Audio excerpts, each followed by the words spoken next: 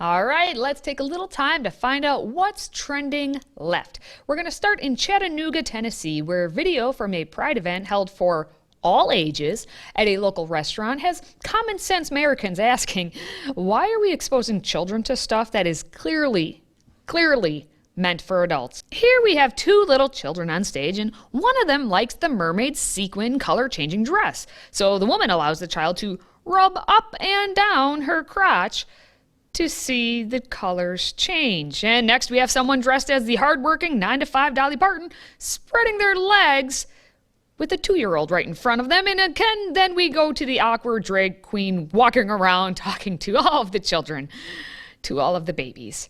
Now, we can't show you that song, but it was the lyrics from the Little Mermaid song, and it was saying, no big deal, I want more. And that sums up exactly what these drag queens are doing to the children. Now next, we're going to head over to the Vogue Theater in Vancouver, British Columbia, where a drag party, again, for all ages, left very little to the imagination. Now we have video of this. Again, it is so inappropriate that we just want to show you a still shot of what we believe is a biological woman wearing a very small bit of clothing. And then you look a little to your left and there's a boy, maybe 11, 12 years old, handing this stripper some money.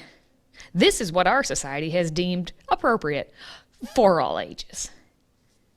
For all ages. These are the buzzwords that continue to be used. Hey, it's for all ages. So come on down and give it to your children. Anyway, we're going to head to the Big Apple, where the New York Department of Education is now recommending children from 3 years old to 5-year-old kindergartners read the book, The Hips on the Drag Queen Go Swish, Swish, Swish. We've covered this book and others like it many times on Educated, and parents told us to just calm down because they were fringe books that nobody would find.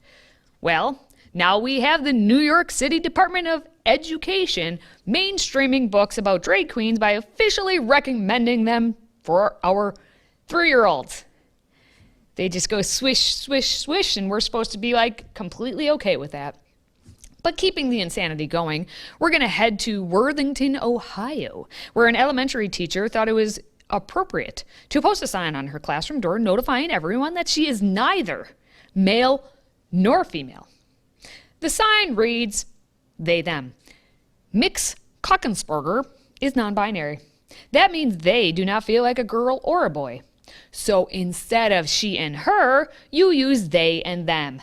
For example, mix sounds like mix. Cockensberger is strange. They always have weird earrings, and their voice is so silly when they read. I like them. With a name like Cockensberger, I can understand why you'd want to divert your attention away to maybe a different word, but just to change your pronouns for that is really not necessary. Maybe you could just change your actual name and then you don't have to go by Mix or Cockensberger anymore, but that's up to you. Now we're going to wrap things up with another picture, because pictures say everything. And it's a picture that was found in an elementary school in Ontario, Canada. So as you can see, the top of the board says Two-Spirit and LGBTQIA+. Now, first of all, many of you may be asking what Two-Spirit actually means. Well, according to the official definition, it is a person who identifies as having both a masculine and a feminine spirit and is used by some indigenous people to describe their sexual, gender, and or spiritual identity. So there's that. In addition, the board is full of fun resources like identifying what all the different rainbow terms mean, the LGBT flags, a QR code for tips to being an ally, and my personal favorite, an acknowledgement that this is a positive space. It's certainly not a negative space, only positive here. I mean, it's not an educational space either, but we don't care about that much now, do we? But thankfully, I do care about that, and I'm going to wrap up this segment. So, more craziness next time.